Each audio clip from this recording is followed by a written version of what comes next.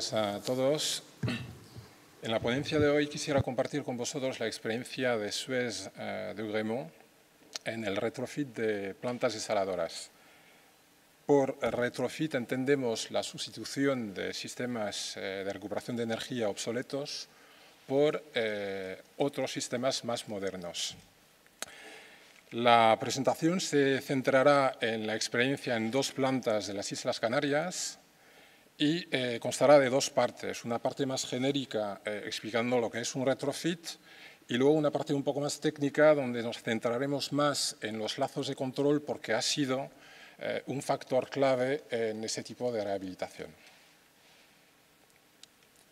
Pero para empezar, un histórico rápido del consumo energético en la desalación.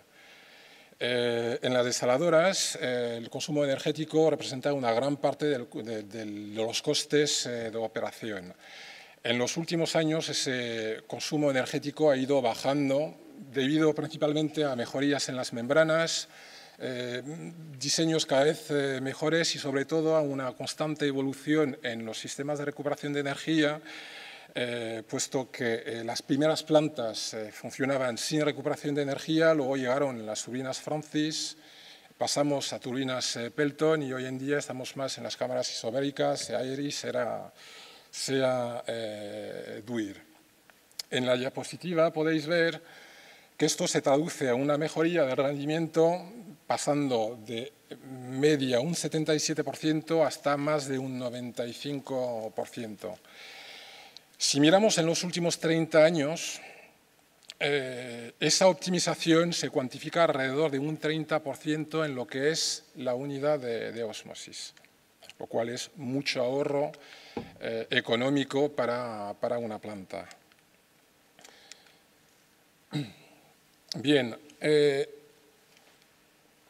en las Islas Canarias hemos hecho retrofit en dos plantas existentes. La planta de Puerto Rosario, con una capacidad de 34.000 metros cúbicos día, y situada en Lanzarote, y en la planta de las Américas, en la isla de Tenerife. Si nos interesamos más en cada una, vemos. Para las Américas es una planta que arrancó en el 98 con dos líneas de producción para llegar a 10.000 metros cúbicos día, un diseño de la ósmosis en un paso y una recuperación de energía vía turbina Francis.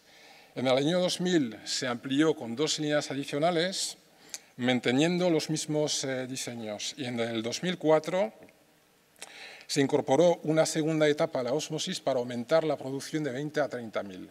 El año pasado hicimos un retrofit cambiando esas mismas turbinas Francis por recuperadores de energía Eris para la mejoría energética.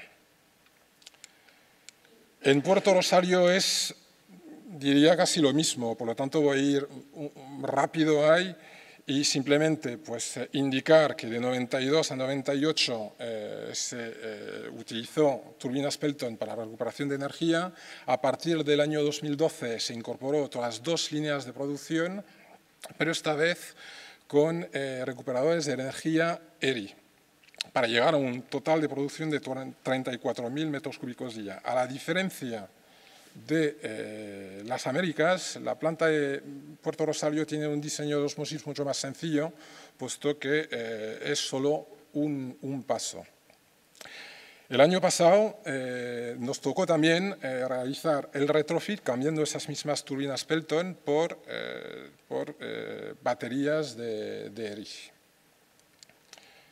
Entonces, en las Américas se utilizó la turbobomba existente y se ajustó los rodetes para adecuarla en su nuevo punto de trabajo, mientras que en Puerto Rosario se sustituyó los equipos existentes por otros nuevos.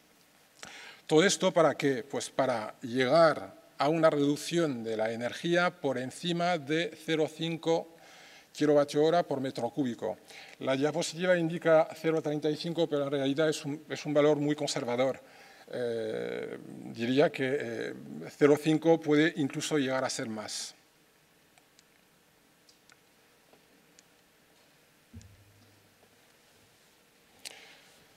Aquí vemos el edificio de ósmosis de las Américas antes de las actuaciones. Entonces, como he explicado, 4 racks de primera etapa alimentados por 4 turbobombas y 2 racks de segunda etapa con sus 2 bombas correspondientes. Así queda después de la rehabilitación, donde vemos, no sé si esto me va a funcionar, no, bueno, pues vemos la colocación de los ERIs, vemos la bomba booster, vemos también que se ha modificado el trazado de tubería de alimentación a los racks y todo esto en un espacio relativamente corto, bastante confinado, lo cual obligó a una ingeniería muy a medida fuera de los modelos estándares que puede manejar Suez.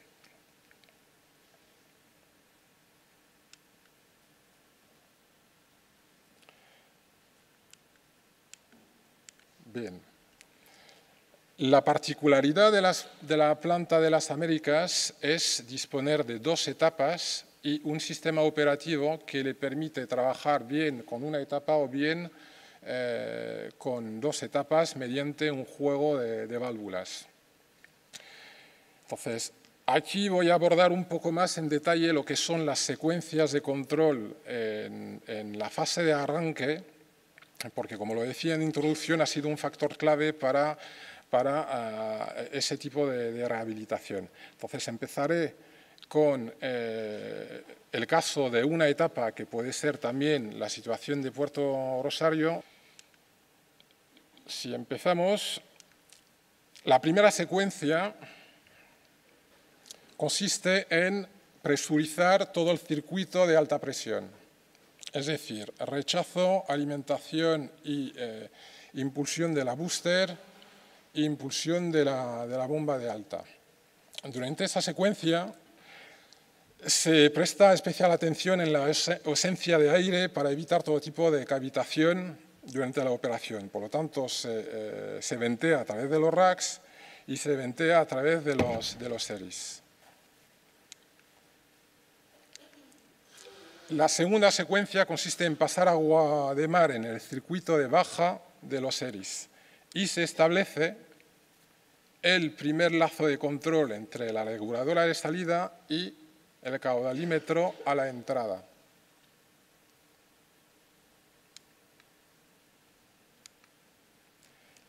La tercera secuencia es arrancar la bomba booster del ERI y recircular en el circuito de alta presión.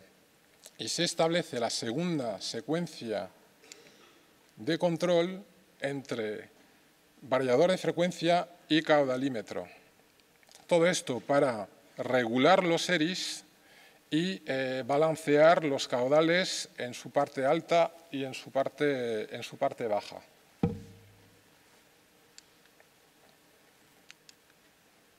Y por fin, la tercera secuencia es el arranque de la bomba de alta. Entonces, es un arranque pues con mucho cuidado, evidentemente, estableciendo un lazo de control entre permeado, caudal de permeado y la válvula macho en la impulsión, un arranque con una rampa suave para evitar golpes de ariete en las membranas del rack.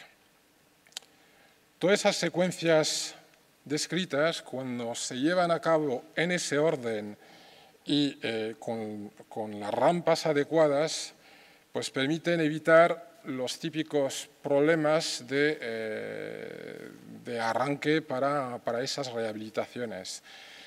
Principalmente son 4. Lo primero, y algunos hemos ya comentado, son pues, los golpes de arietes en las membranas por arranque de la bomba de alta, problemas de cavitación en el circuito, sobre todo de alta presión, parada de la bomba booster que obligaría a parar todo el sistema, puesto que si no se tendería a trabajar a conversión 100%, y lo cual pues causaría un daño irreversible en las membranas.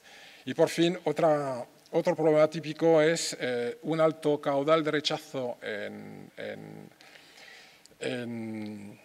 a la entrada de los ERIs con, con el deterioro de los equipos. Ahora vamos a pasar al modo más complejo, que es trabajar con dos etapas. El orden de la lógica de las secuencias, de las primeras secuencias al menos, es idéntico a lo que acabamos de ver, por lo tanto, pues vamos a ir pasando y vamos a pararnos directamente en el momento en el que se arranca la bomba booster de la segunda etapa. Entonces voy pasando, todo esto ya se ha visto, los lazos de control.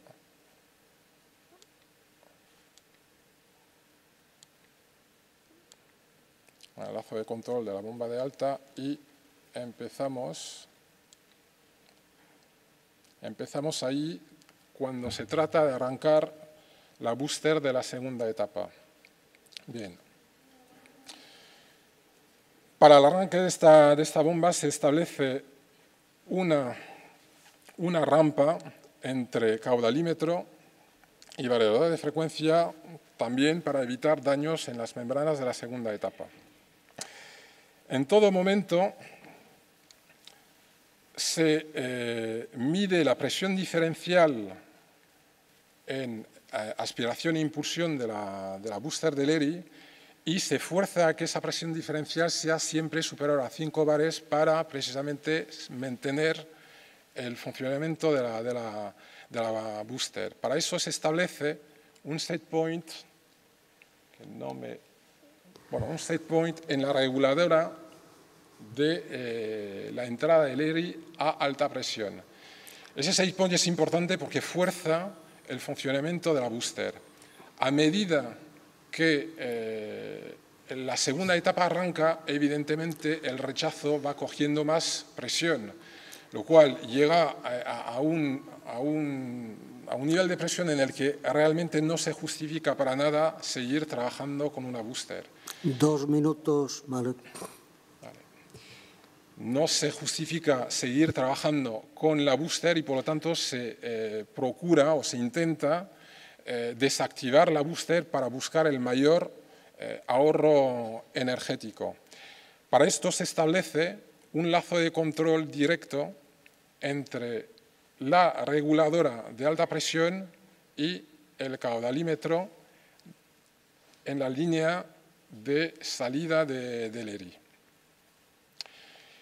El sistema llega a su máxima optimización cuando realmente esta válvula trabaja casi en posición abierta. Nunca va a estar abierta del todo, pero se busca su máxima apertura. Para esto es necesario tener un diseño en las dos etapas lo más balanceado posible en cuanto a reparto de flujo y en cuanto a reparto de presiones. Bueno, en conclusión, solo dejaré dos mensajes. El primer mensaje es, aunque cada vez menos, siguen existiendo plantas que funcionan con recuperación de energía tipo turbinas y, por lo tanto, son susceptibles de retrofit de ese tipo.